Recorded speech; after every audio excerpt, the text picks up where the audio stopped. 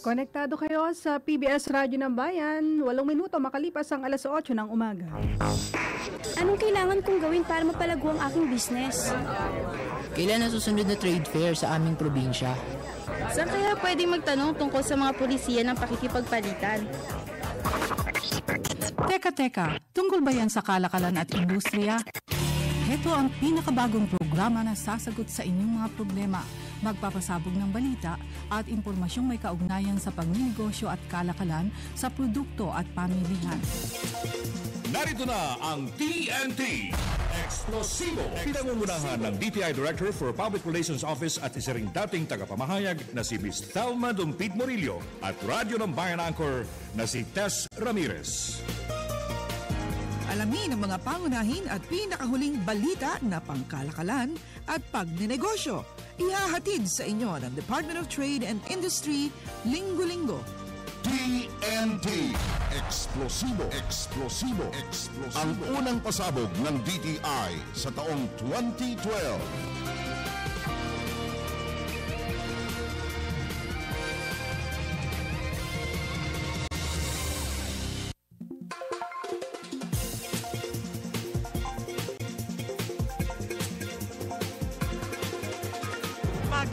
Magandang umaga po sa inyong lahat. Welcome po sa programang TNT. Ito po ang inyong lingkod, Thelma Dumpit Morillo. Muli pong nagbabalik ngayon pong araw ng Friday. Thank God it's Friday. At syempre, kasama ko rin ang aking partner na si Tess Ramirez. Good morning, Director Thelma. How are you? Good morning, Tess. How are you on a Friday? Okay naman. Pero ngayon ay Friday the 13th, di ba? Friday the 13th ba ngayon? Naku, pinaalala mo pa. Pero ako'y nakaitim ngayon at nakikisama sa buong sambayanan sa pagluluksa. National Day of Remembrance para sa ating comedy king na si Dolphy ngayon. Correct. So, sa ngalan po ng programa, sa ngalan po ng DTI, tayo po ay nagpapasalamat kay Mang Dolphy, Pidol, at ano man ang itawag ninyo sa kanya, for all the laughter through all the years. Yes. Talagang hindi natin siya makakalimutan, di ba? Tamang-tama itong ating tema, no? Edisyon ng programang TNT. Hatid po sa inyo ng PBS at ng Department of Trade and Industry. Dahil magkape ka muna yung ating tema ngayon. Nagkape na ba kayo? Pero yung mga kinakabahan dun sa pamahiin na mamalasin sila ngayong Friday the 13th. Bakit? Siguro hindi mo na sila dapat magkape kasi lalong kakabahan. Diba? Naniniwala ka ba doon sa mga superstitious beliefs? Hindi ako naniniwala. Friday doon. the 13th. Yung isa kong kasamahan dati sa trabaho, pag Friday the 13th, hindi siya pumapasok. Ay, gano'n. Lagi siyang absent. Oo, si Rene, yung taga-Saitem. So anyway, samahan po ninyo kami sa susunod na isang oras at marami na naman tayong pag-uusapan. Katulad ng nabanggit ng aking partner na si Tess, kape ang ating pag-uusapan ngayong araw na ito. At makakausap natin isang nagkakape, Barako. Aba, Barako pa ha? Oo. Matapang talagang gusto niya. Yan. Tapos syempre mula sa gobyerno, yung nagpapatupad ng coffee program. Yes. Yan. At sino pa ba yung kakausapin natin? Marami pa, no? Yung Kalinga Coffee Roasting Machine. Oo nga naman. Sa probinsya na yun ay ating kukumustahin din. Paano ko naman nakalimutan yun? Sa amin galing yun. Yun naman pala eh. Aba, nasobrahan yata ako ng kape. Kasama natin ngayon, Director Thelma, si Engineer Rita De Los Santos. Sa technical side, gayon din si June Paladan, sa DWBR. At sa production side, kagapay natin si Miss Marela Jem Castro at si Miss Marjorie Posas. Oo. Alright. Yan. So, magkape muna tayo at habang tayo yung nagkakape, magkwentuhan tayo ng good news. Marami mga magandang balita ngayon. Oo naman. At ang una nating good news, syempre, ang July ay nineklarang SME month. Alam mo, partner, yung mga SMEs, they comprise 99% of all business establishments sa buong Pilipinas. Ganong kalawak? Ganong kalawak, kaya ganong kalaki din ang ating pagsuporta sa kanila. Kasi sila yung tinitingnan na engine of growth. That's right. Oo, di ba? Bakit sila engine of growth? Kasi kung suportado mo yung mga SME, marami silang mga trabaho na malilikha. Maraming magkakaroon ng trabaho, di ba? Maraming lalaki ang income. Pag lumaki ang income, marami silang mabibili. Correct. Kung marami silang mabibili, sagana ang mga tindahan. Kapag meron nga tayo nababalitaan na successful na negosyante, nagiging source of inspiration sa iba. Iba na mag-start ng business din. Oo. At saka kailangan talaga i-push natin yung yung tinatawag nilang entrepreneurial spirit. Kasi tayo sanay na namamasukan lang, di ba? Kaya yung pag-unlad natin nung kabuhayan ng pamilya, parang mabagal. Tsaka pagka ikaw isang entrepreneur, kailangan risk taker ka. Alam mo yung mga ano ba yun? Yung risk? Yung mga makahahadlang o magiging problema. Na-encounter na problema sa hinaharap. So, dapat calculated risk. Okay lang ang risk, diba? Okay lang na sumugal. Basta kalkulado mo.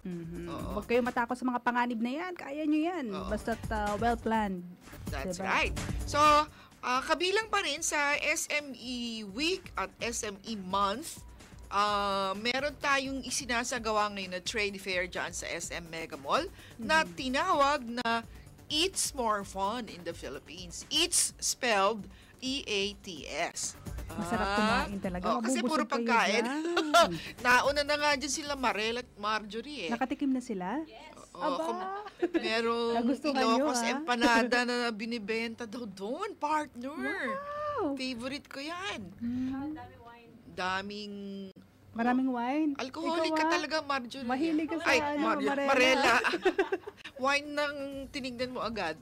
Marami din yung mga produkto ang ibinagmamalaki ng mga regions natin yung tinatampok nila dyan. Yes. So, meron kang gulay, kape, honey, vinegar, yung sukang Iloco, yung tinatawag nila yon. Bagnet! Ay, sarap. Oo. Pampabata naman tong mga to.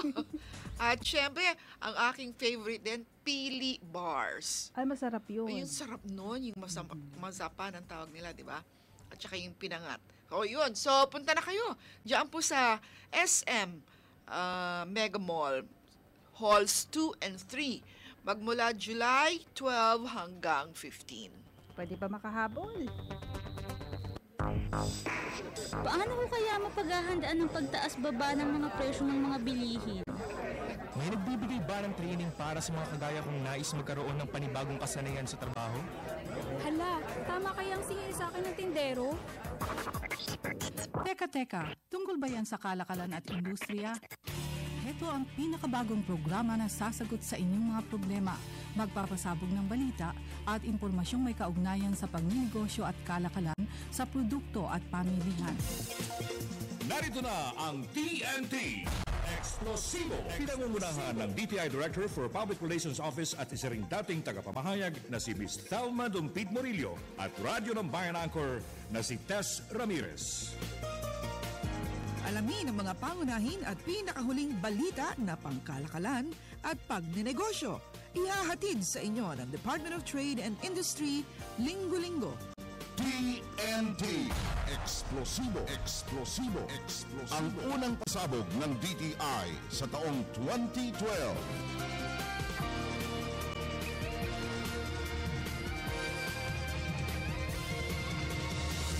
TNT, inyo pong napapakinggan sa mga himpilan ng DZRB Radyo ng Bayan 738 kHz at sa aming kapatid na himpilan ang DWBR FM 104.3 MHz.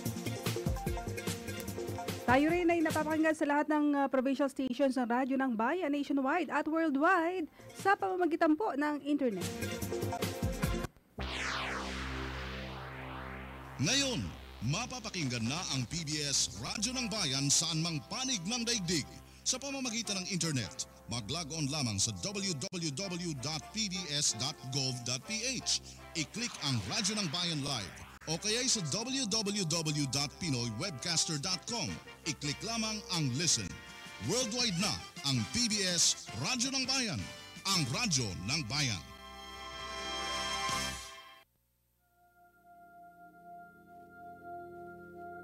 Marami na rin ako nakausap mula sa iba't ibang sektor. Magkakaiba ng pananaw. Sari-sari ang kanilang opinyon.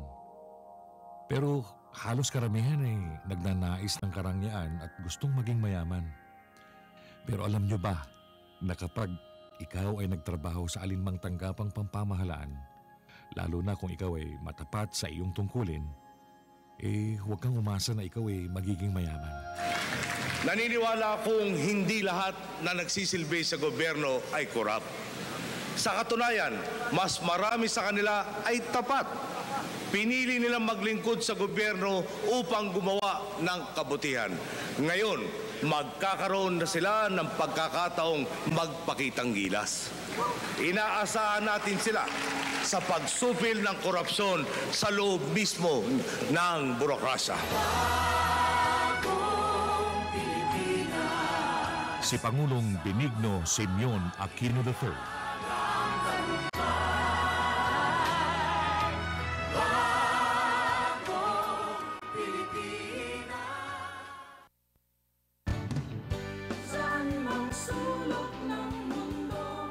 Tangkilikin natin ang radyo ng Pilipino, ang tinig ng mamamayan. Ito po ang inyong lingkod, Secretary Sunny Coloma, dito sa DZRB, Radyo ng Bayan, 738 kHz. Konektado ka! Pinoy! Konektado ka! Pinoy! Konektado ka! Pinoy! Konektado sa PBS!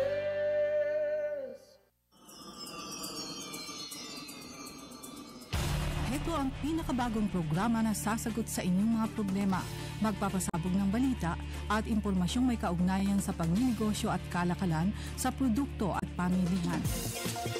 Narito na ang TNT Explosivo. Pinangungunahan ng DTI Director for Public Relations Office at isa ring dating tagapamahayag na si Ms. Thelma Dumpid Morillo at Radyo ng Bayan Anchor na si Tess Ramirez. Okay, tuloy-tuloy na po tayo sa ating programa. Partner, alam mo ba na ang Pilipinas ang ika-35 bansa na palainom ng kape? Ba? Sa buong mundo yan. Buong mundo. Oo. At ang salitang kape o coffee ay galing sa Arabong salita na kawe. Doon pala nagsimula yung kape? Kawe. Doon pala nang galing. So, ang kape, parang iniinom nila na parang tubig. Oo, at ito rin ang ginawang parang currency, kumbaga, yung palitan ng kalakal, ginagamit nila kape. Biro mo? Ganun sila kabilib sa kape, ha? Oo. So, alam mo ba yung iba't ibang klaseng kape dito sa Pilipinas? Yung Barako, isa doon yun. Ano pa? Yung Robusta. Aha. Meron pa ako hindi pa kilalang iba eh. Ano ba yung iba pa? Arabica. Arabica. So, hindi yan ang tanong ng tao natin, ha? Makakala mo yan ang tanong ng tao. Wala kang prize. Okay. So, anyway, kausapin natin ang pangunahin nating guest sa umagang ito. At syempre, may programa kasi ang gobyerno yung para mapalakas yung industriya ng kape. Ang pagninegosyo sa kape. Correct. So, ating kausapin, nasa linya na po ng ating komunikasyon ang Officer in Charge ng High Value Crop Development Program ng Department of Agriculture. Walang iba kundi si OIC Jenny Ramoquillo. Magandang umaga po, ma'am. Hello, magandang umaga po sa inyong lahat. Higit sa lahat, ating mga tagapakinig sa buong Pilipinas sa ibang panig ng mundo. Opo, ma'am. Salamat po sa oras ninyo, ha? Opo. Wala pong anuman, ma'am. Handa po kaming tumulong na agad ipamahagi at ipaalam sa ating mga tagapakinig ang programa ng ating gobyerno sa larangan ng pagkakape. Opo. Bakit po ba na kinonsiderang high value crop ang kape? Ang kape po ay isa sa priority commodity ng tinatawang high value crops under the High Value Crops Development Program of the Department of Agriculture. Kasi po ay nakita natin na malaki po talaga ang potensyal. At dati po, di ba, tayo ay napakalaki ng produksyon. Kaya ngayon, sa panahong ito, ay gusto natin muling buhayin ang ating larangan ng pagkakape at tulungan po natin ang ating mga magkasaka. Malaki ang budget ng Agriculture Department, Miss Jen, sa coffee industry, di ba? Kung di ako nagkakamali, 100 plus million pesos. Yes, ma'am. Ito pong 100 million peso para sa pagkakape ay bahagi po ng kabuuang budget ng High Value Crops Development Program. Na sinabi ko nga po kanina, kami po sa programang ito ay napakaraming produkto o mga commodities na pinaglalaanan ng halaga. Pero despite of that, so many commodities, coffee still is number one of the priority na pinaglaanan po talaga natin ng pondo. Paano po naman mapapabilang yung ating po mga kababayan na interesadong magkape? So sa programa po ng ating HBCDP o yung High Value Crops Development Program, kami po ay handang makipagtulungan sa mga organisasyon, sabihin nating organisasyon na interesado, competent, at handang magbigay ng kanilang, kumbaga, share, karampatang ay share para higit na mapaunlad ang kape. So, mga organisasyon ang ating pong gustong matulungan dito sa ating pagkakape. Kailangan yan ay unang-una madagdagan yung ating mga coffee plantations, di po ba? Yes, ma'am. Oo, kasi source of raw material. So, kamusta po tayo sa aspetong iyan? Yun na nga po, unang-una po, para higit na maging magandang ating expansion program, kinakailangan magmula tayo sa isang quality o dekalidad na planting materials. Yes. Kaya nga po, isa sa pangunahing intervention o binibigay sa ating mga magsasaka ay matulungan sila na magkaroon ng isang magandang nursery o yung isang production facility na kung saan doon po natin sinaturuan sila na sila mismo ay matutong mag-germinate o magkaroon ng isang magandang planting material. Kasi ma'am, alam niyo naman po, namimigay ho ba kayo ng libreng planting material? Yung mga panimula lang po, pero hindi po kami mandato ngayon na magbigay tayo ng maraming paninim upang mataniman ang napakalawak na ektarya ng kapihan. Kaya ma'am, kaya nga po ito po ang sinusulong namin na matulungan sila sa pagkakaroon ng mga nursery. Pero ito po mga nursery pa dapat i-accredit nila.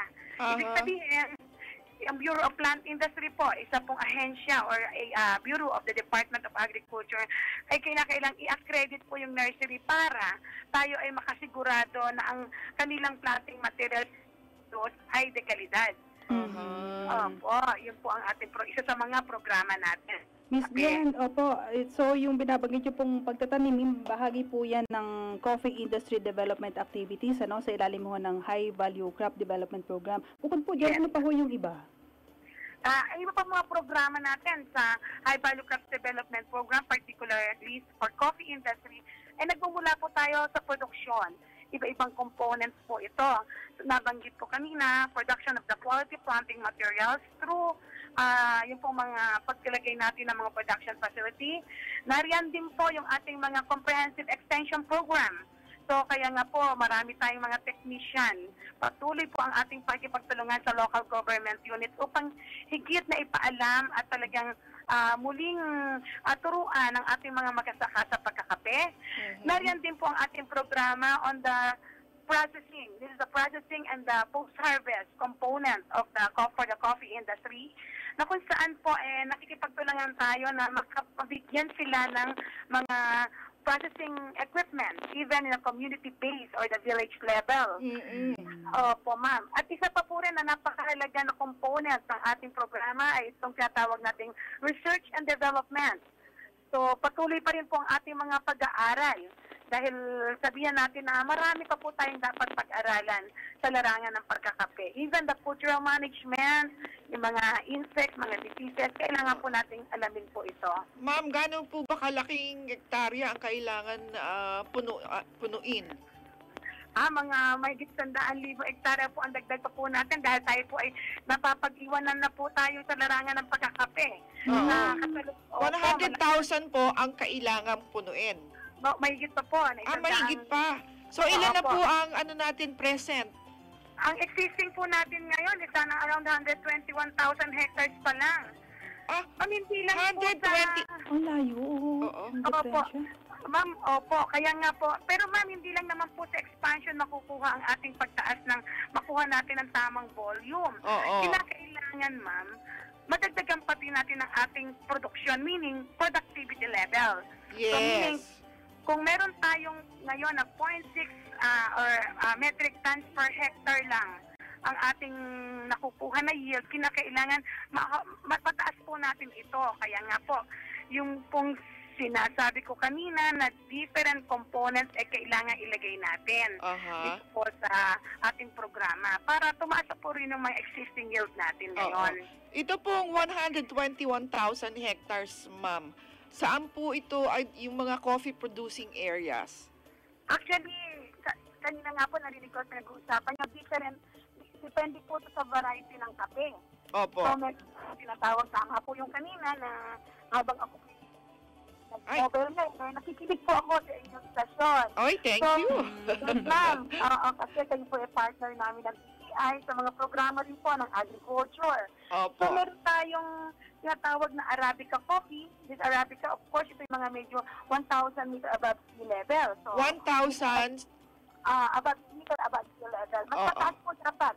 So, itong Arabica. So, ito yung sa mga Cordillera po. Yes, ma'am. Cordillera. Ito pong mga Bukidnon area. Medyo malamig na areas po ang gusto nitong Sa Cavite meron din di ho ba? Sa Cavite, we have also Arabica but hindi karamihan. But marami po tayo ng Robusta and Liberica. So, even yung ating area ng mga Sultan Kudarat, marami rin po tayo dyan. So, meaning, all over the Philippines, depende po sa variety ng kape. At saka meron yung tinatawag ng mga blended Pinagsasama nila Robusta with Arabica or mix po yun. So you produce your own signature coffee, di ba? Yeah, yun nga po, marami. Nakakatuwa nga po kasi bawat lugar, nagkakaroon na sila ng kanilang mga brands. Correct. Kalinga Coffee, we have the Amadeo, yung mga ganyan po ba, mga roasted coffee. Pero Miss Yen, bakit niyo kanina nasabi na napag-iiwanan tayo dun sa industriya ng kape? Kung ganun naman pala. Kasi ma'am, nakakalungkot man pong sabihin tulad nitong Cavite area nung araw, itong Batangas. Diba, Kapin Barako, Batangas yan, di po ba, nung mga panahon. At sinabi nga na ang unang kape na naitanim ay sa Lipa. Sabi, yan po ang nabati sa ating napag-alaman. So ngayon, ang tindi na po ng conversion natin. Di po ba, itong mga area na to, ito na yung nagiging residential. Subdivision na ngayon. Yes, ma'am. Oo. Kaya nakakalungkot, kaya muli po natin binubuhay. Ma'am, alam nyo kung bakit nagiging ganon? Kasi para dun sa siguro sa mga magsasaka, mas profitable na ibenta na lang nila yung lupa nila kaysa magtanim sila at magpakahirap. Mas nadadalian sila doon. So, dapat ay maging kaika-ikaya ito for our coffee farmers, for them to stay, and para yung susunod na henerasyon po, maging interesado din, di po ba? Yes, ma'am. Kaya nga, yung aming campaign na muling buhayin ay nariyan po para hindi lang po DA, Department of Agriculture, pati yung ating mga local government units ay katulong po natin. At ibang ahensya ng gobyerno, katulong din po natin, like DTI. Yan po yung para po sa ating coffee industry kasi sabi ko nga parang nakapangihina na malaman na bumababa ang ating growth ng ating coffee industry. Isang tanong na lang po, ma'am. Yung Pilipinas Gising at Magkape program, ongoing pa ba yun o tapos na po? Natapos po yung programa natin ng Pilipinas Gising at Magkape program with the Philippine Coffee Board. Pero ito pong mga naturuan nila at mga na-rehab at fertilizer area, patuloy po naman nilang ginagawa dahil nagkaroon din naman po ng mga training program, extension program na talaga itinuro po nila para talagang gawin nila kung ano man na pag-alaman nila doon sa mga teachings o mga lectures na ibinigay ng Coffee Board through na pagkipagtulungan po ng Department of Agriculture. Pero sa iba pong mga ano pa po yung mga program ninyo na gusto ninyong i-plug para po sa ating mga kababayan? Yes, ma'am. Opo. So, patuloy po yung ating programa na pagkaparami pa ng ating mga nurseries para maging available ang ating mga planting materials. We have the Nestle Philippines. Katulong din po natin para po larangan ng Arabica, larangan ng Robusta, iba't iba po ang nagiging kasama natin. So, kinakailangan maging available, kumbaga accessible ang ating mga planting materials sa ating mga magsasaka. At kinakailangan din natin yung ating mga roasting facility and different processing facilities ay maparami pa din natin. So, this program is being shared by the Department of Agriculture, the local government units, and of course, our organizations, mga NGOs, para po talagang buhayin, sabihin na, ang larangan ng pagkakape. Sana nga dumami pa yung mas interesado sa industriya ng kape, no? Umpisahan doon sa pagtatanim para mapalawak yan. Oo, pagkatanim ng isang magandang similya, ng isang magandang planting material. Nurseries. Okay. Alright. Thank you po. Thank you very much, Miss Jenny Ramoquilio. At saan po kayo pwedeng makontak ng ating pong mga interesado? So, ang Department of Agriculture po ay sa buong Pilipinas may 6 na region na kung saan ay pwede sila makipag-ugnayan sa Department of Agriculture Regional Field Units. At sa akin naman po ay matatagpuan po kami sa Office of the Secretary sa Diliman, Quezon City. Ang numero po natin ay 02-927-9460. At kami po ay laging handang magbigay ng aming tulong sa lahat ng mga magsasaka. Okay, maraming salamat po, Ms. Jenny. Maraming salamat din po sa inyong pagayaya. Si Ms. Jenny Ramoquilio, OIC, ng High Value Crop Development Program. Okay. Magbabalik po kami. Sandaling-sandali lamang po. Philippine Broadcasting Service, Radyo ng Bayan, nationwide, sa Metro Manila, DZRB, Radyo ng Bayan, DZSR Sports Radio, DZRM, Radyo Magazine, DWBR-FM Business Radio, at Overseas Radio, Radyo Pilipinas. Radyo ng Bayan Luzon, DWBT Batanes, DWPE Tugigarao, DWFB Lawag, DZRK Tabuk, DWFR Bontoc, DZEQ Baguio, DZAG Agoo, DZMQ Dagupan, DWRS Ayub, DWLC Lucena, DWRB Naga, DZVC Virac, at DWRM Palawan. Radyo ng Bayan Visayas, DYOG Calbayo, DYES Borongan, DYSL Sogod, DYLL Iloilo, at DYMR Cebu. Radyo ng Bayan Mindanao, DXJS Tandag, DXBN Butuan, DXRG Hingoog, DXIM Cagayan de Oro, DXSO Marawi, DXRP Davao, DXMR Zamboanga, DXSM Holo, DXDC Tawi-Tawi, at mga satellite stations sa buong Pilipinas. Philippine Broadcasting Service, Radyo ng Bayan, nationwide.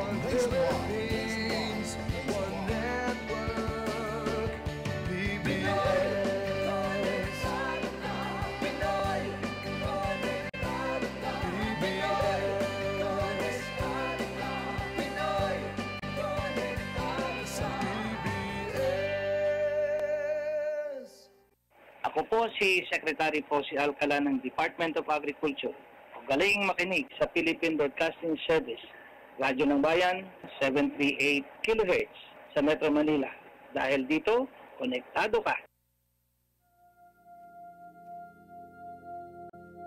Maraming taon na rin ang lumipas. Marahil ay dekada na kung sa ay palagi na lang nadedehado ang ating uring mga magsasaka. Sa mga kadahilanang hindi naman sila ang may gawa, kundi ang mga uring mapagsamantala. Kung dati ay may fertilizer scam, ngayon ay may kalinga ng tunay na para sa magsasaka. Tutulungan natin sila sa irigasyon, extension services at sa pagbenta ng kanilang produkto sa pinakamataas na presyong maaari. Inaatasan natin ang papasok na kalihim Alcala na magtayo ng mga trading centers kung saan diretso na ang magsasaka sa mamimili. Lalaktawan na natin ang gitna, kasama na ang cotton crop.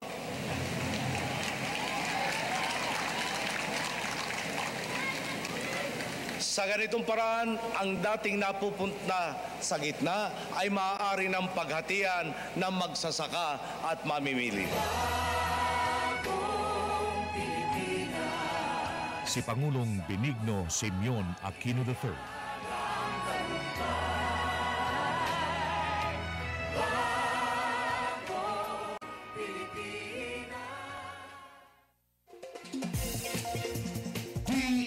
TNT.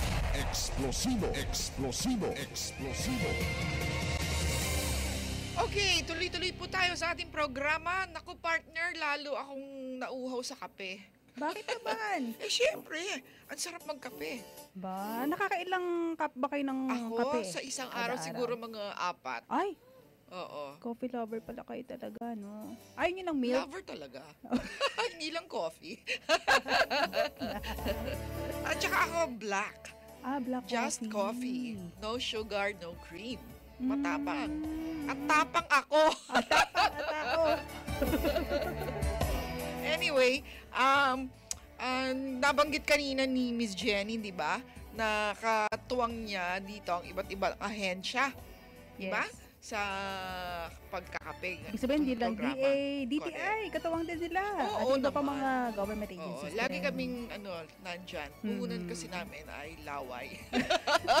Wala kaming pera, so kami yung market linkage. Ganon, ang galing, ha? Hindi. Promotions ang amin. Yun ang kailangan naman natin para malaman ng tao kung ano yung mga programang inihahandog, di ba, ng pamahalaan para sa kanila. So, ang ating tanong ng tao for the day, ano ang topic natin ngayon? Ay, ang dali naman. Ay, ha? Inumin. Pwedeng inumin. Marela, no? Ano ang inuming sikat na siyang topic natin ngayon? Ayun, okay. Ayun, ang ating tanong ng tao. So, tawag na sa, mag-text sa 0917-422-6342. Meron tayong clue pero hindi na po namin ibibigay sapagkat napakadali na ng tanong, no? Yung sa mga mananalo, text nyo yung inyong pangalan, address, at yung tamang sagot. Meron kayong prize. Ano yung prize? Magandang prize. Kunin nyo lang po sa PIA Building, 4th floor. Dito po sa Guard. Yes. TNT. Eksplosibo, eksplosibo, eksplosibo.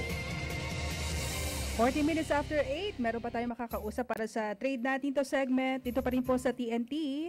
Director Telma, sino yung nasa line na natin? Meron na ba? Mm-hmm. Okay. Nandiyan na pala sa linya natin. Ito yung sinasabi ko kanina, partner, di ba? DTI, isa sa katuwang ng DA yan sa lahat ng kanilang programa for promotions. At meron din tayong isang programa ngayon na tinatawag nilang shared service facilities para sa mga selected industries. At ang isa dyan ay kape. Oo. So, ang tinawagan natin yung DTI Kalinga at kausapin natin si Provincial Director Grace Baluyan. Good morning, PD Grace. Good morning po. Yes. Welcome to the program po, ma'am. Yes po. Oo. Kamusta po yung ating bagong coffee roasting machine shared service facility? Bali nasa procurement stage pa ho kami.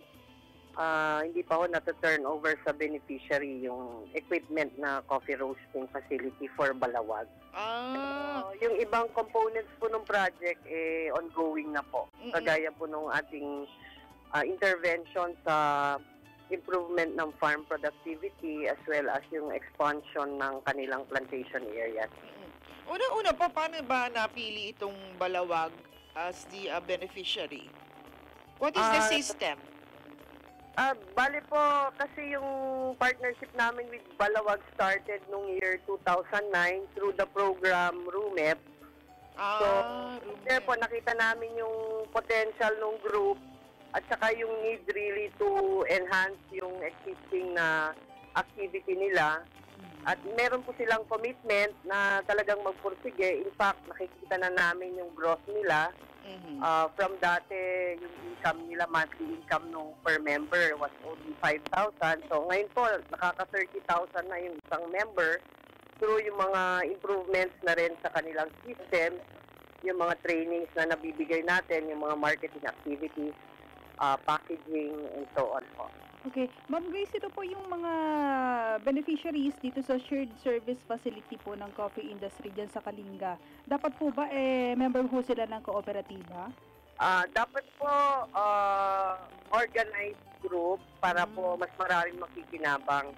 Yung shared facility po ng Cordillera, hindi lang po sa Kalinga yon. Meron din po sa probinsya ng Ifugao, ng Mountain Province, Apayao at saka Benguet. Pero yung mas malaking pondo po na allocate sa Kalinga, sa Balawag Multipurpose Cooperative, kasi nga po yung experience nila nandun na, yung capability nila nandun na rin po, saka talaga pong organized yung group, malakas po yung grupo at may potential po na lumaki at balang araw makapag-export din po.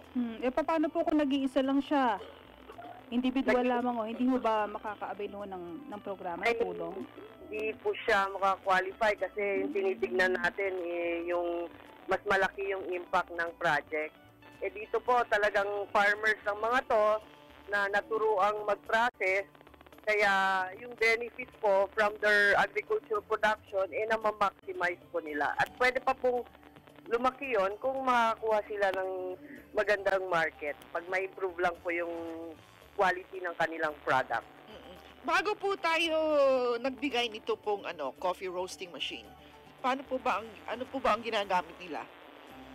Bali po nira-rank din po namin sila based on yung capacity po ng group. So bali, isa po doon yung commitment, saka yung growth nila over a period of time na ina-assist natin. Kasi partnership po yung binibuild namin with the beneficiary. So at the onset, alam po namin kung ano yung needs nila, kung gaano sila ka-committed sa partnership na yon na binibuild namin. Ano yung laman po ng shared service facility? For Kalinga po, meron tayong coffee roaster, grinder, packaging sealer, at saka drum container para sa wet process. Kasi ang ginagawa po ngayon is dry process. Sa wet process po kasi pwede pa tayong makakuha ng up to plus 25 pesos per kilogram additional compared to pag dry process po yung ating Robusta. Ang dami pala mga facilities yung equipment na yan, pero gaano katagal naman kaya yung kanilang buhay? Ang experience po namin dun sa existing na coffee roaster na nabigay natin sa isang individual processor through the local government of Tabuk City, 9 years ago, buhay pa ho hanggang ngayon at ginagamit pa niya. So, yun din po yung expected life natin, mga more than 10 years pag-alaga. Kaya part po ng training program natin is paano nila mapapahaba yung buhay ng mga equipment na ibibigay sa kanila at saka kung paano nila pwedeng pagkakitaan. Ma'am, yung pong maintenance ng mga gamit, sa kanila na po yun, sagot na nila. Opo, sa multipurpose co-op na po yon para pang-maintain nila, saka para na rin po sa mga ibang programa nila para sa mga miyembro. Kung meron pong mga ibang organizations na gustong gumamit ng shared service facility pero hindi naman sila member ng cooperative, maaari rin po ba yon? Opo, kasi ang gusto po natin ma-maximize yung use ng equipment. So hindi po exclusive sa kanila yon? Hindi po. Meron po tayong existing facility rin na sa Gawidan Farmers Association naman. Ganon din po yung patakaran natin. Mas mura pag miyembro, mas mahal po pag hindi miyembro. At magkano po ba ang singil kung yung pagpa-roast? Ang pinakamataas po na singil nila is 25 pesos per kilogram for non-members and 22 pesos per kilogram naman pagka miyembro. Pero yung computation po na yan, base po nung mataas pa yung ating LPG kasi yung ating roasting equipment is run by electricity as well as LPG po. So, i-recompute po namin with the stakeholders para makita nila kung ano talaga yung cost of operation. I see. So, maari po pang bumaba yung 25 pesos per kilo? Opo. Kung ma-maximize po nila yung facility kasi po meron tayong capacity So kung mabubuo mo yung capacity, mas mura na po yung mga operating costs mo. Okay. Director Grace, napangalitaan po namin na meron din sa inyong ginaganap ngayon dyan na Coffee Appreciation Tour. Ano po yun? Balik katatapos lang po namin, kaya pauwi na po ako ng Kalinga. Bumisita po kami sa Cavite. Tinignan po natin yung mga plantation areas nila kasi yung Cavite po yung parang model natin dito sa coffee production dito sa Luzon. Yung kanilang production volume per hectare is 0.75 metric tons. Compared po sa amin sa Kalinga, umaabot lang po ng 0.3 metric tons. So, ang layo po nung yung hahabulin namin. At iniisip po namin yung 0.45 metric tons na nawawala na income dun sa farmer, pwede nating makuha. So, bumisita po kami para makita natin ano yung mga interventions na gagawin ng mga ahensya, hindi lang po DTI. Kasi ito, yung partnership po ng DA saka DTI yung nag-spearhead po nung benchmarking mission na yan sa Cavite. So, tinitingnan po namin paano tayo makaka-level man lang sa Cavite para yung income ng farmer sa isang hektarya, pumantay din doon sa income ng farmer sa Cavite. Dapat makabawi. Opo.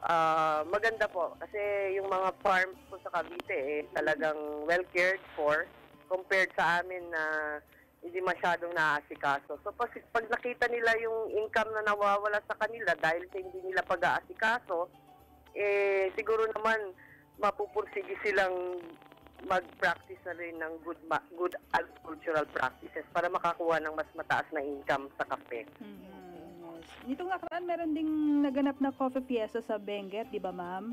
Opo, opo. May participation din po doon yung DTI. Opo, meron po. Nagbigay po tayo ng appreciation course sa value chain para makita ng mga stakeholders kung ano ba talaga yung value nung kape nila from the different functions dun sa production level para alam nila kung saan sila pwedeng mag-play sa market. Kasi ang isang problema natin normally is yung farmer, wala siyang information sa market opportunities, sa mga presyo. So, napipilitan siyang magbenta dun sa local trader. So, bigay po tayo. Magkano ho ba sa isang hektarya ang kinikita ng isang farmer? Sa ngayon po, kung makakuha siya ng 3 metric tons, 300 kilograms, times yung going rate po natin na 90 pesos per kilo ngayon, aabot po siya ng 27,000 pesos lang. Pero pagka na-improve po yung productivity niya up to 7, di aabot po yun ng 63,000. So malayo po yung nawawala dun sa farmer. Malayo yung sa figure ng Cavite. Sana po ma-appreciate ng farmer yon na kung talagang aatupagin yung takahan, lalaki din yung kita. And how many times ba do you harvest in a year? Once a year lang po. Ay, once a year? So yung 27,000 nila, for 1 year na po yun? Or after the harvest, meron silang itinatanim na iba? Sana po, ganun yung gusto natin makita para talagang lumaki po yung expected income nila sa isang hektarya. Yung binisita po natin sa Cavite, meron silang banana, pineapple, intercrop po siya. Intercropping. Oo. So, at least man lang, every 3 months, meron kang na-harvest. Meron din mga fruit trees po. So, iba yung kita sa kape, iba yung kita sa fruit trees. So, habang hinihintay mo yung kape, may pagkukunan ka ng gagastusin mo sa pag-aalaga ng iyong sakahan. Parang ganun po yung concept na gusto din namin i-adapt ng farmers natin sa Kalinga at saka sa Cordillera. Yes, okay. Director Grace Baluyan, ma'am, yung pong mga coffee farmers na interested po dito sa binanggit nyo kanina na coffee roasting machine, shared service facility, ano po yung contact numbers nyo to call, ma'am? Contact number po nila? Ninyo po, para sila maka-avail. Sa DTI Kalinga po, pwede po nilang tawagan yung aming, ito pong number ko, 0917-597-3035. Pwede rin po sa aming landline na 423-0748. Or pwede rin po tayong i-email sa dtikalinga@yahoo.com. Small letters po siya, walang spaces in between. Alright. Mismong cellphone number ni Director binigay sa inyo, ha? Ayan. Okay, salamat so po, Director. dapat makabisita kami dyan sa Kalinga, PD. Sana po pumisita tayo para makita nyo po, para ma-feature din. Kasi gusto din po namin makilala din po yung kape namin. Kasi kung in terms of volume siguro, baka pumapantay na kami sa Cavite kasi mas malawak ang aming plantation area. Yun nga lang yung yield namin per hectare, masyado pang mababa. So marami pang tatrabahuin dun sa production function na sinasabi dun sa value chain. Okay, thank you very much, PD Grace. Salamat din po sa pagkakataon na makapag-share ng aming experience dito sa Shared Support Facility Project po ng DTI. Wala pong anuman. Maraming salamat po. Good morning. TNT Explosivo. Pinangungunahan ng DTI Director for Public Relations Office at isa ring dating tagapamahayag na si Ms. Thelma Dumpid Morillo at Radyo ng Bayan Anchor na si Tess Ramirez.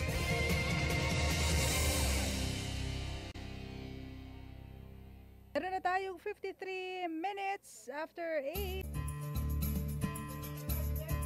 Yung winner, partner, si Miss Ida Reyes mula Cavite Street. Kala ko Cavite Province. Kasi pinag-uusapan natin, tamad yung kape. Oo nga. Cavite Street, West Avenue, Quezon City. Si Miss Ida Reyes, congratulations. Tama po ang inyong sagot. Claim nyo lang po yung inyong prize dito sa aming opisina sa PIA Building, Philippine Information Agency o Media Center Building na po, along Visayas Avenue, Quezon City. Akit po kayo sa 4th floor at kausapin po yung guard na naka-assign po doon. Mababait po sila. At ibibigay yung premyo sa inyo. Hindi sila nangangagat. Yes. Oy, partner, meron pa yung Diskwento Caravan. Katatapos lang July 12 dyan sa Makati City Hall. Sa July 16, meron na naman sa Mandaluyong City Hall. So, para po dun sa gustong makabili ng mga produktos na murang-mura, Diskwento Caravan po. Pumunta na kayo dyan sa Mandaluyong City Hall sa July 16. At meron din tayo, dahil SME Week nga, meron tayong mga yung Kita Kits Business Training dyan sa PTTC ginaganap sa Senator Hill Puyat Avenue Corner, Rojas Boulevard. Libre ba yun? Libre? May bayad, sabi ni Mariela. May bayad Pero ba? siguro minimal lang, ano? Kala ko libre. Okay, yung iba pa mga activities yung ating aalamin. My Fair Lady, susunod na po. Mga trade fairs at regional events sa ating tutuklasin. Sandali lamang po. TNT Explosivo. Explosivo. Explosivo.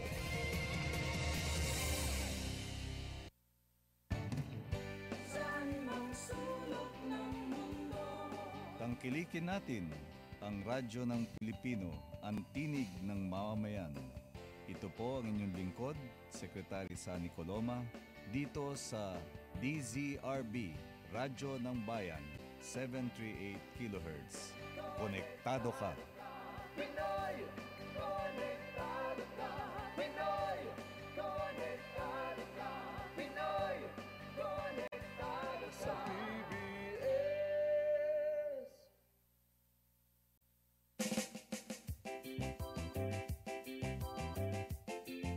Alright, nakahabol yung ating kakausapin ngayon, Director. Oo, kailangan makausap natin kasi ito talagang nagkakape. Oo. Kailangan malaman natin ano yung karanasan niya. Nasa linya na po natin si Colonel Nicetas Cathy Katigbak na isang kape barako farmer. Magandang umaga po, Colonel. Magandang umaga po sa inyo lahat at saka sa mga tagapakinig. Sa boses pa lang, barakong-barako na yung dating. Matapos na kayo. Dati po ba kayo nasa serbisyo? Bakit po Colonel kayo? Dati kasi ako nakakostable. Nag-retire na ako 1991. At nagkape-barako na lang kayo. Nag-farming na ako. Paano po ba kayo nag-umpisa ng pagkakape? Nagsimula ako noong 1986 kasi serbisyo pa ako noon. Ngunit ang mga ninuno ko, yung mga grandparents ko, magtatanim ng kape, mga farmer sila.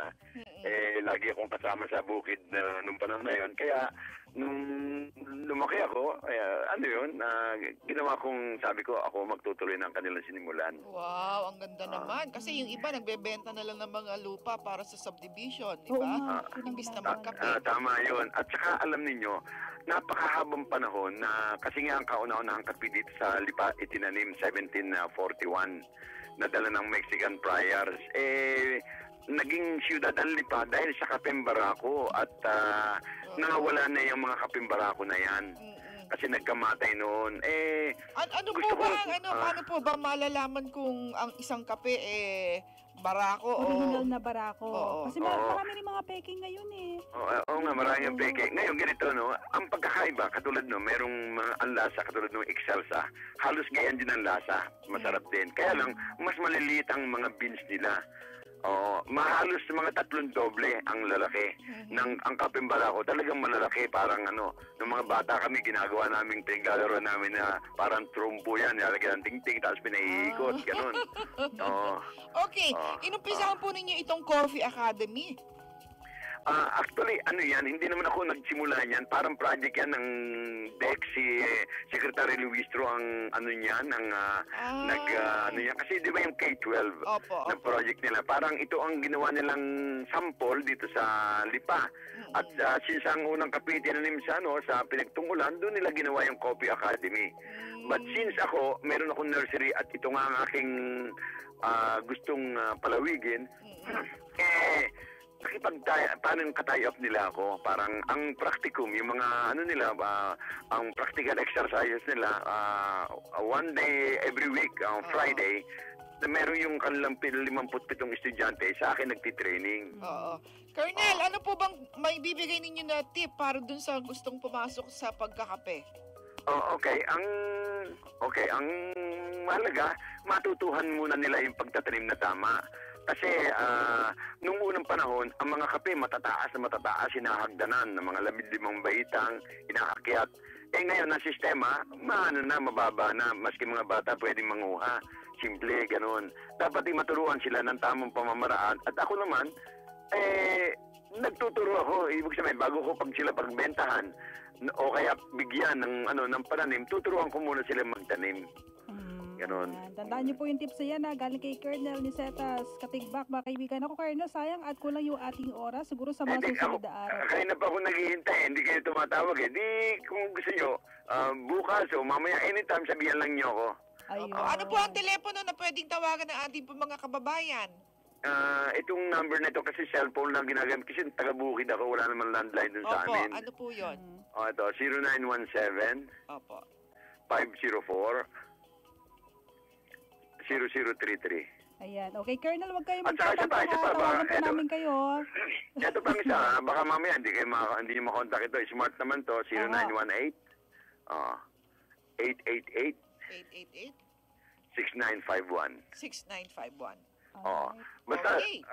Basta tungkol sa Kabembarako, tawagan lang niyo ako anytime. Maski na hindi live ang sa radyo, pwede akong tawagan, pwede akong puntahan anumang oras. Yan, ganyan ka ba si Colonel? Maraming salamat po, Colonel. Magandang umaga Salamat po. din sa inyo. Okay. TNT Explosivo. Pinangungunahan ng DTI Director for Public Relations Office at isa ring dating tagapamahayag na si Miss Thelma Dumpit Morillo at Radyo ng Bayan Anchor na si Tess Ramirez. Okay, magpapaalam na po kami mga kaibigan sa ngalan ng lahat ng ating mga nakatuwang. Maraming salamat po sa inyong ginawang pagsubaybay sa edisyong ito ng TNT. At kami po ang inyong mga nakasama. Ako si Tess Ramirez. Ako po naman si Thelma Dumpit Murillo. Libre po ang training dyan sa PTTC. Have a nice weekend, everyone. Bye!